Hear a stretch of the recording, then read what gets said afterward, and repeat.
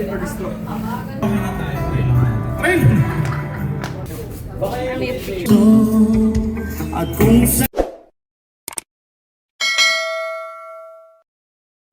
yo, what's up mga pards? May nakita nga akong bago na namang bukas na kapihan dito sa Paumbong, Bulacan at ang balita ko ay maganda raw ang view dito. Paano ngang hindi magiging maganda ang view ay nasa roof deck daw ito. Kaya tara, samahan niyo ako at puntahan natin. Pagkalabas mo ng elevator ay meron namang signage na nagtuturo kung saan yung mismong cafe kaya hindi ka na rin maliligaw. Pagkapasok ko nga mga pards ay ito agad ang bumungad sa akin na para bang sinasabing sila ang una kong orderin.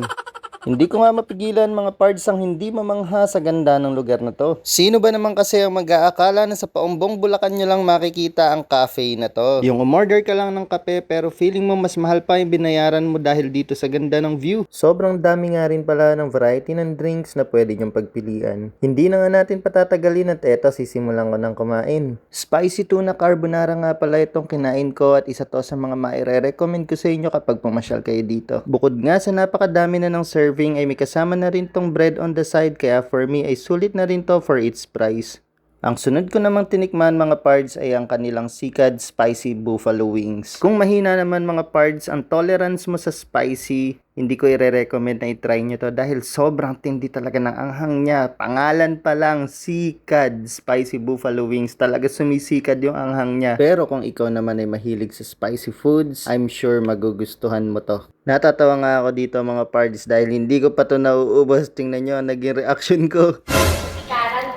Pinapa.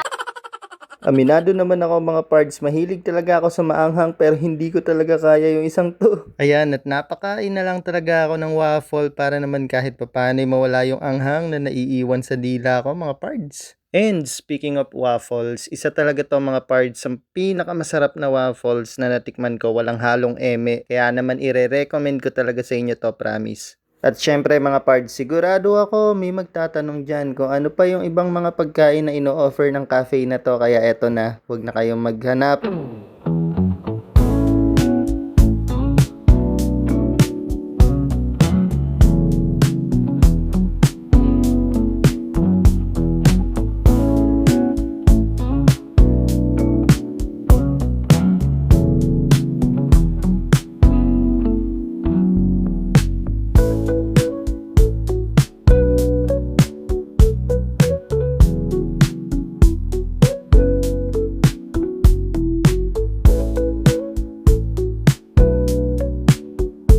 Tayo mga pards.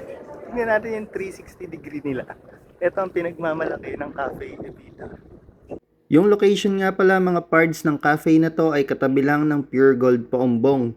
Kung manggagaling ka ng mismong Paumbong ay bago ka lumiko ng Diversion Road. At kung galing ka naman ng Malolos Crossing ay tumbukin mo lang ang Diversion Road at pinakadulo sila bago ka lumiko ng Paumbong. Isa pa nga sa kinagusto ko sa cafe na to mga pards ay nag-o-offer din sila ng cocktail drinks at syempre kapag gabi ay pwede ka rin makipag-jam.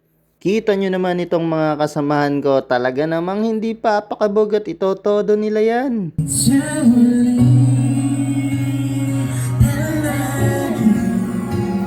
Syempre, hindi papatalo tong idol ko. Kahit na nagdurugo ang puso. Oh, diba? Sabi ko naman sa inyo ganyan yung mga yan na para bang akala may nabili nila ang mic at ayaw magpahiram sa iba.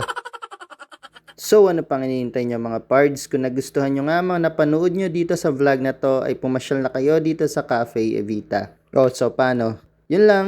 Thank you for watching!